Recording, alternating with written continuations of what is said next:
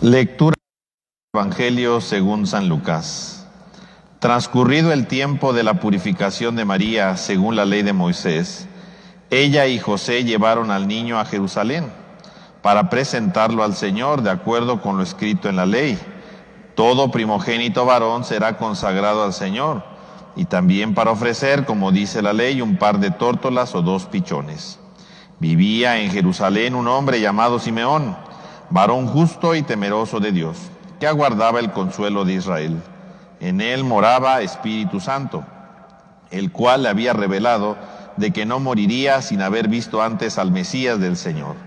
Movido por el Espíritu, fue al templo, y cuando José y María entraban con el niño Jesús para cumplir lo prescrito por la ley, Simeón lo tomó en brazos y bendijo a Dios diciendo: Señor, ya puedes dejar morir en paz a tu siervo, según lo que me habías prometido, porque mis ojos han visto a tu Salvador, al que has preparado para bien de todos los pueblos, luz que alumbra las naciones y gloria de tu pueblo Israel. El padre y el niño estaban admirados de semejantes palabras. Simeón los bendijo y a María, la madre de Jesús, le anunció: Este niño ha sido puesto para ruina y resurgimiento de muchos en Israel, como signo que provocará contradicción, para que queden al descubierto los pensamientos de todos los corazones. Y a ti una espada te atravesará el alma.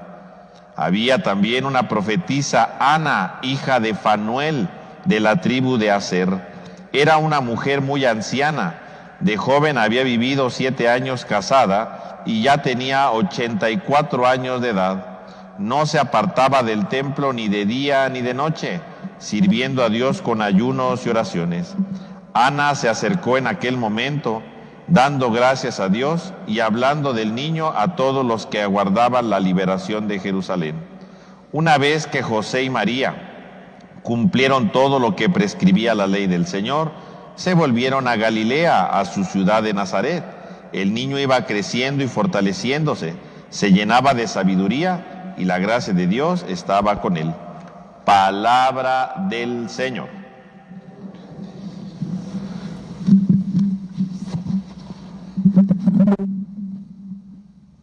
Buenos días, Padre Esteban. Buenos días. Buenos días a todos.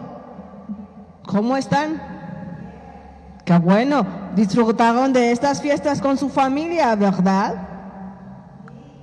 Yo también. Y espero que hayan agullado al niño Jesús y lo hayan recibido en sus corazones. Hoy festejamos a la Sagrada Familia, ¿verdad, Padre? Así es, hoy celebramos a la Sagrada Familia. Por eso estamos de blanco, ¿verdad? Sí, y bueno, y no solo por la Sagrada Familia, porque estamos en el tiempo de la Navidad. Sí, todavía. Y el color de la Navidad es siempre blanco. Desde el 25 hasta la fiesta del bautizo del Señor, que va a caer este año el 10 de enero. Entonces todo este tiempo va a ser blanco. Tiempo de Navidad. Sí. Exacto. Feliz.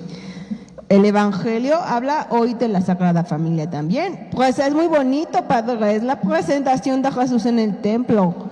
Aunque ya tengo unas dudas, ¿me puede ayudar, por favor? Claro que sí.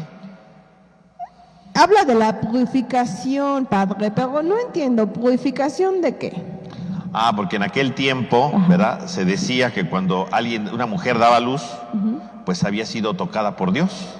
Entonces tenía que esperar un tiempo, ¿verdad? 40 días, ¿verdad? Cuando había nacido un niño, o bien 80 días si había sido una niña, ¿verdad? Para ir al templo a purificarse, es decir, para dar gracias a Dios porque había nacido, ¿verdad?, su hijo o su hija, según, ¿no? Y entonces era un tiempo en el que se quedaba, ¿verdad?, ahí sin que nadie la tocara, sin que nadie se le acercara, ¿verdad?, porque había sido tocada por Dios precisamente por el parto. Y entonces, por esa razón, tenía que esperarse ese tiempo. Ya cuando llegaba los 40 días o los 80 días, según lo que había nacido, ¿verdad?, si hijo o hija, entonces iban, ¿verdad?, a la llamada purificación, en ese sentido, es decir, que podía regresar ya a sus ocupaciones habituales.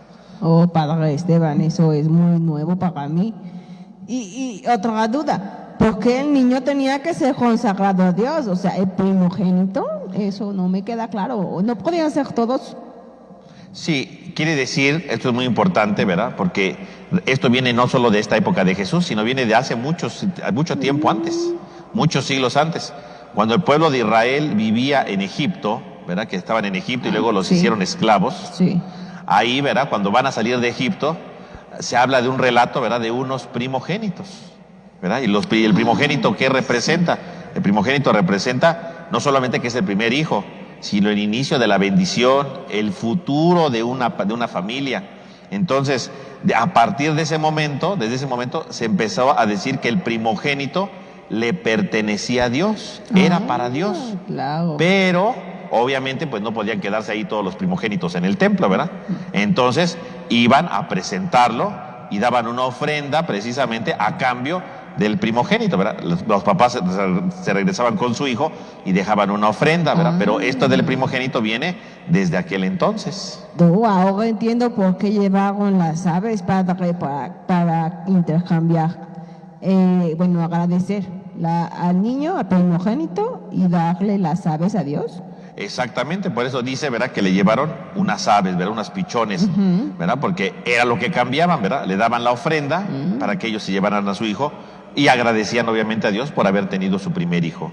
No. Y le dieron unos pichones porque eran gente pobre, ¿verdad? Porque los pobres, como no podían llevar animales muy grandes, pues llevaban unos pichones, ¿verdad? Unas palomas, algo pequeñito, y eso representa que entonces la Sagrada Familia pues no era una gente adinerada, ¿verdad? Era gente pobre, pero que desde su pequeñez le daban a Dios lo que tenían, ¿no? Desde su pequeñez, a pesar de eso, ¿no? Siempre ofreciéndole algo a Dios. Sí, nunca lo hicieron a un lado. Y nunca se sintieron más porque ya había nacido entre ellos a Jesús. Exactamente. Y luego el Evangelio nos cuenta, Padre, que Simeón era un hombre justo y sabio, pero que esperaba el consuelo de Israel. ¿Consuelo de qué, Padre? ¿Por qué estaba tan afligido este hombre? ¿Y por qué a Simeón se le concede conocer al Salvador? Muy bien, pues fíjate bien, Axel. Primero que nada, Simeón reconoce a Jesús. Sí. Seguramente cuando entraron al templo, ¿verdad? Pues había mucha gente. Y qué curioso que Simeón, ¿verdad? Lo descubrió, ¿verdad? Dijo, ahí está, ese es el Salvador, aquí está el elegido. Fue el único que lo descubrió. Bueno, y después Ana, ¿verdad? Sí, Pero sí. al principio, cuando entran, el único que lo reconoce es Simeón. Y esto es muy bonito porque nos da una enseñanza muy interesante. Porque el nombre Simeón, ¿verdad? Viene de una palabra hebrea, Shema, un verbo que quiere decir escuchar. Quiere decir que Simeón es el que escucha la palabra de Dios, el que está atento a la palabra de Dios. Y cuando alguien es capaz de escuchar la palabra de Dios, descubre a Dios en su vida. Por eso cuando pasó toda la gente, pues ni se daban cuenta, ¿verdad? No. Entraba gente con niños y niños, ni se dieron cuenta, pero Simeón siempre estaba escuchando a Dios. Y el que escucha a Dios, descubre a Dios en lo pequeño, ¿verdad? En lo sencillo. ¿Quién se iba a imaginar que en esa familia que iba entrando con este niño, ¿verdad? Recién nacido casi, ¿verdad? 40 días, iba a estar ahí precisamente el Hijo de Dios? Nadie. No. Pero Simeón, que escucha a Dios, él puede descubrir a Dios en su vida. Y entonces eso nos enseña en primer lugar que debemos de estar atentos a lo que Dios nos dice, escuchar a Dios. Cuando yo escucho a Dios, lo voy descubriendo en mi vida, lo voy descubriendo en mi entorno. Eso es lo importante, ir descubriendo siempre a Dios en nuestra vida, siempre escuchar a Dios. Sí. Y escuchar cómo Dios me habla en mis estudios, y cómo Dios me habla, ¿verdad? Con mis papás, y cómo Dios me habla con lo que me rodea. Dios siempre nos habla. Y cuando yo estoy atento, lo voy descubriendo. Y en segundo lugar, ¿verdad? Como decías, estaba esperando el consuelo. ¿El consuelo de qué? Pues porque precisamente el consuelo, ¿a qué se refería? A esperar la salvación de Dios. Que la salvación llegara a su vida. Ese es el consuelo. No porque estuviera triste o nervioso, ¿no? Sino él quería el consuelo, significa estaba esperando la salvación, que la salvación ya llegara a su vida. Y por eso dice que estaba esperando el consuelo, que estuviera atento, ¿verdad? Para recibir la salvación. Por eso cuando ve a Jesús, pues se llena de alegría, porque dice, ya llegó la salvación. El consuelo que estaba esperando, sabe que está a punto de llegar. Que aunque él ya está anciano, sabe que sus ojos acaban de ver la grandeza, la salvación que ya está al alcance de la mano, ¿no? A eso se refiere.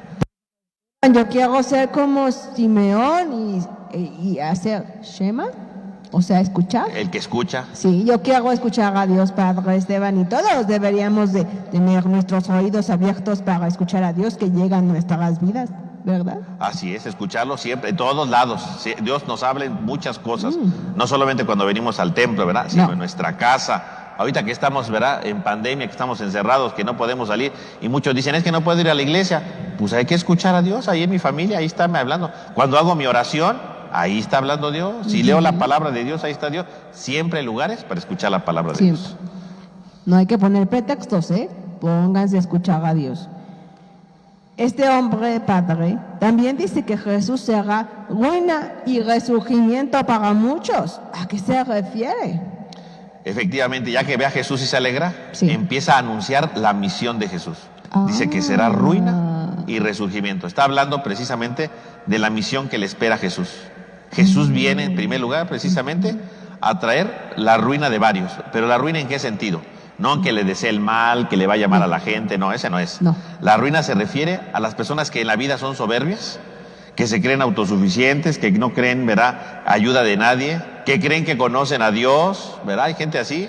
Sí. Bueno, pues esa es la ruina. Ah, A eso se refiere Jesús, Simeón, ¿verdad? Sí. Que Jesús con su ministerio va a desenmascarar, ¿verdad? Va a hacer ver que hay mucha gente que es muy soberbia, ¿no? Que hay mucha gente que se cree superior, que se cree que no, que todo lo puede, que no necesita de nadie, es más, ni de Dios, porque conoce también a Dios que no lo necesita, ¿no? Entonces, a eso les traerá ruina, pero no Claro. ruina porque les desee el mal, No. sino porque ellos mismos caerán en la ruina, porque Exacto. Jesús viene a anunciar el reino, el amor de Dios.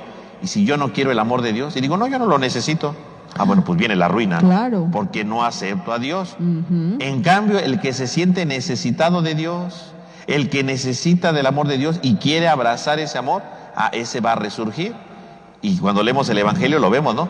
Que cura enfermos, Sí. leprosos, cura a los ciegos, cura, ¿verdad?, a los paralíticos, Levanta muertos. levanta muertos. ¿Qué significa? Son gente que sí quería el amor de Dios, que sí lo necesitaba. Y entonces, como necesita el amor de Dios, pues tienen un corazón abierto, a esos van a resurgir.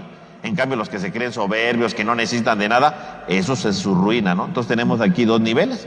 Y entonces la invitación para esta Navidad es reconocer que si Jesús ha nacido, tenemos que estar abiertos a su amor. Todos necesitamos del amor de Jesús. Que necesito comprensión, Señor, dame la capacidad de comprender a mis hermanos. Que necesito amor, dame la capacidad de amar más a mis hermanos. Que necesito, ¿verdad?, consolación, como decía Simón, ¿verdad?, que me consuele, que yo sea capaz de consolar a otros.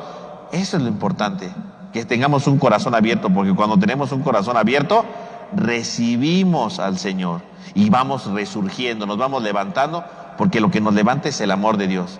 Pero si somos soberbios y decimos, no, yo no necesito a nadie, no, yo puedo todo, yo no te necesito, ¿verdad?, tú ni me importas, bueno, pues viene la ruina de todo, ¿no? Claro, no. Todo se viene para abajo, todo se desmorona.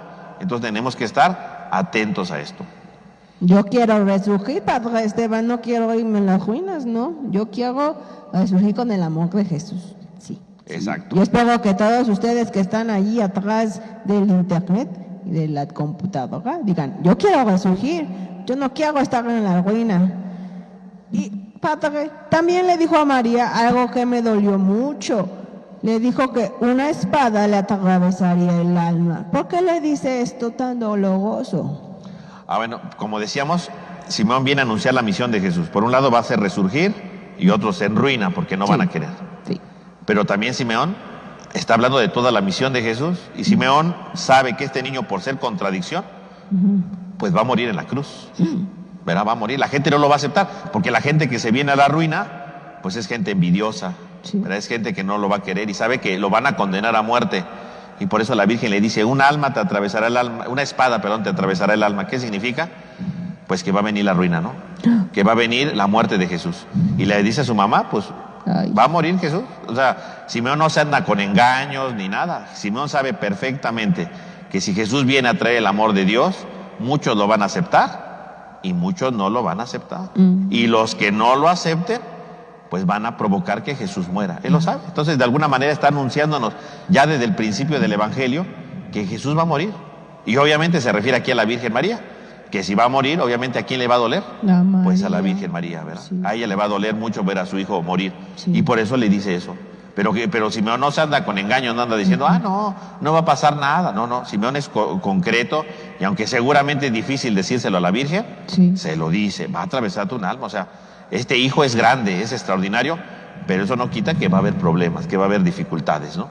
Y sí, eso pasa también en nuestra vida, no solamente a la Virgen, No. también, ¿verdad? Aceptar a Jesús, a veces tiene problemas, ¿verdad? Sí. Habrá gente que nos critique, habrá Sí. gente que digan, hey, ¿tú por qué haces esto? ¿Por qué tú ayudas? ¿Por qué tú eres honesto? ¿Verdad? Habrá gente que nos critique por querer recibir a Jesús en nuestra vida y nos van a criticar y es como una espada, ¿verdad? No igual que la Virgen, no igual. pero Pero parecida, ¿verdad? Porque parecida. a veces somos buenas gentes, ¿verdad? Ayudamos a los demás y en lugar de que nos agradezcan hay gente que nos critica. Sí. A ver, ¿por qué dijiste la verdad? A ver, ¿por qué no te lo robaste? Hay gente así fea, ¿verdad? Y nos lastima con sus palabras. Sí. Pues a veces habrá una espada. Y así como a la Virgen le atravesó la espada cuando su hijo fue crucificado, también a nosotros, ¿verdad? También a nosotros a veces, por querer vivir y dejar que Jesús nazca en nuestro corazón, que nazca su amor, que nazca su perdón, que nazca su misericordia. A veces habrá gente que nos critique, pero no por eso tenemos que echarnos para atrás. No. Vemos que la Virgen diga, no, pues si de espada se trata, ahí nos vemos. No. La Virgen siguió, ¿verdad? Hasta el pie de la cruz. También nosotros, habrá gente que a veces nos critique por ser buenos, nos critique por ser amables, nos critique por ser responsables, por ser honestos. Pues no importa. No. Hay que hacer las cosas porque significa que estamos dejando que Jesús crezca en nuestro corazón. Sí, y hay que ser como María, porque yo recuerdo, Padre Esteban, que se decía de María, que la Virgen guardaba todo en su corazón. Así es, exactamente, lo guardaba, lo reflexionaba, ¿verdad? Para entenderlo y también nosotros entenderlo para dejar que Dios nos fortalezca. Sí, esa era su fe, su fortaleza, es seguir lo que Dios le dijera, ¿verdad, Padre? Así es su fortaleza y será nuestra fortaleza así como lo fue la Virgen. Así que vamos a imitar a la Virgen María para que tengamos la misma fuerza que ella y podamos seguir de frente y con la frente en alto diciendo que Jesús es nuestro Salvador, que Él nos ama y que nosotros vamos a seguir su ejemplo. Nada de tener miedo, nada de echarse para atrás, como dijo el Padre. Hay que ser fuertes. Así es. Padre, también el Evangelio nos menciona a Ana, una profetisa. Me imagino que era también como Simeón.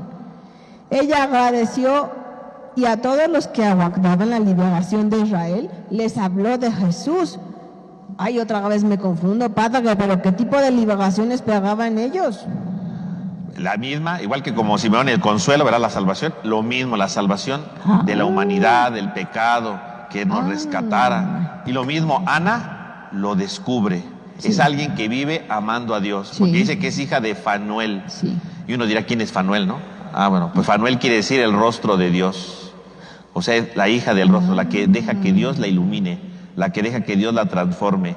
Entonces, obviamente, es una persona que vive también contemplando a Dios. ¿Y cómo contemplaba a Dios? Dice que hacía ayunos, que hacía oraciones. Es una persona que vive siempre estando cerca de Dios, siempre unida con Dios. Por eso cuando ve al niño, lo descubre también, igual que Simón. Él porque escuchaba a Dios, la palabra. Ella porque estaba siempre en contacto con Dios, con la oración, con el ayuno. Estaba siempre cerca de Dios, lo descubre. Y esperaba la salvación de todos. Esperaba la salvación también como Simón, que nos transformara, que seamos mejores. Por eso cuando ve al niño, dice que a todo mundo le habla. Le habla del niño porque ya llegó la salvación. Y así como Ana, todos tendremos que anunciar también, ya llegó Jesús. Y no solo con nuestras palabras, ¿verdad? No. Sino con nuestra vida. ¿Cómo voy a anunciar que Jesús ya llegó a mi vida? Pues siendo amable con los demás. ¿Cómo voy a anunciar que Jesús ya llegó a mi vida? Pues portándome bien, ayudando en mi casa, ¿verdad? Así lo anuncio. Porque ni modo que le diga, ya llegó Jesús a mi vida. Y cuando vean mi vida, van a decir, pues tú eres bien desobediente. Pues no se nota que haya llegado a tu vida.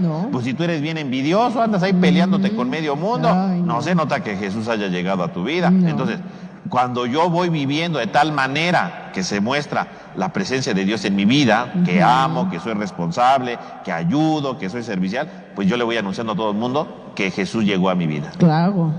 No puede ser que digamos, ay, Jesús sí está en mi vida y seamos unos malos, perversos, enojones, iracundos, gritones, envidiosos.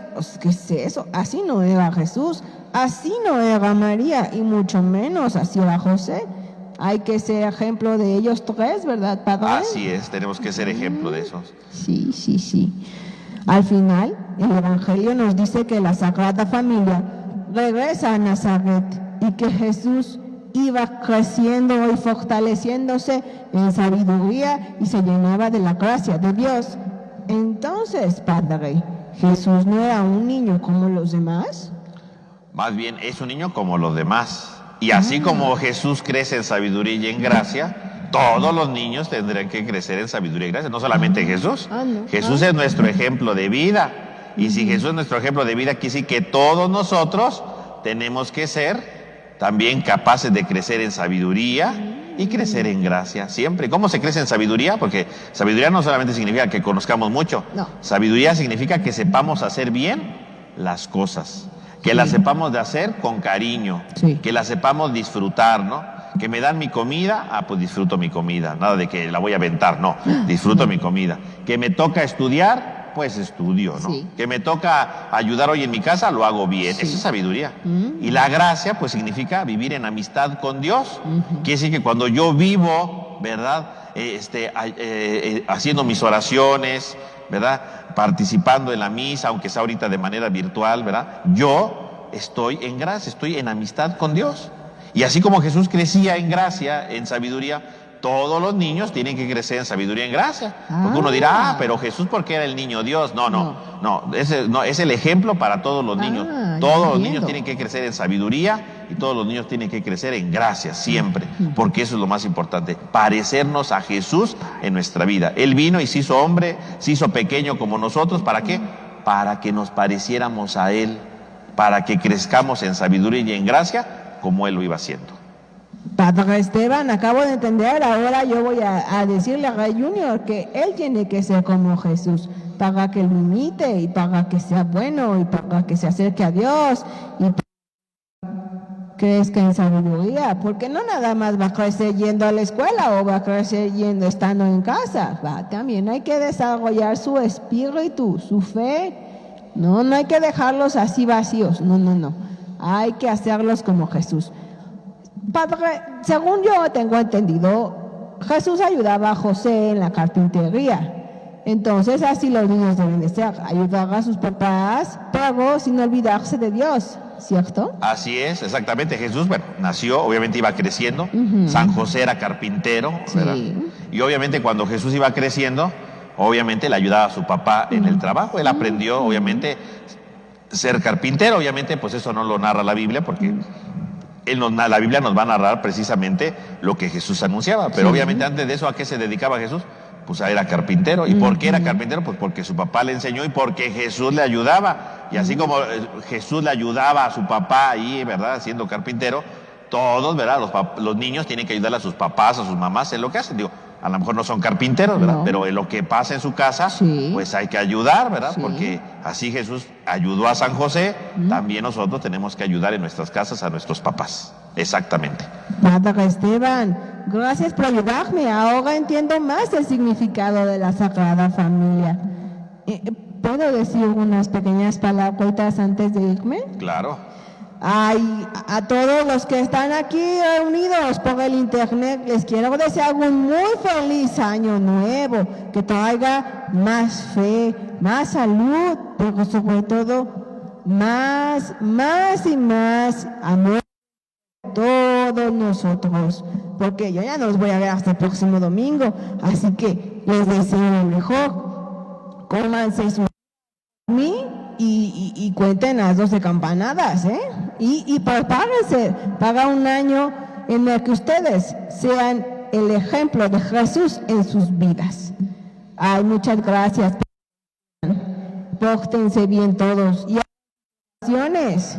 Y gracias a todos los que nos ven a través del Facebook y de YouTube. Suscríbanse a nuestro canal que es Parroquia de Nuestra Señora de la Encarnación. Así es, ahí denle like a nuestros videos, hay mucho más contenido y los veo el próximo año. Los quiero mucho, adiós. Hasta luego.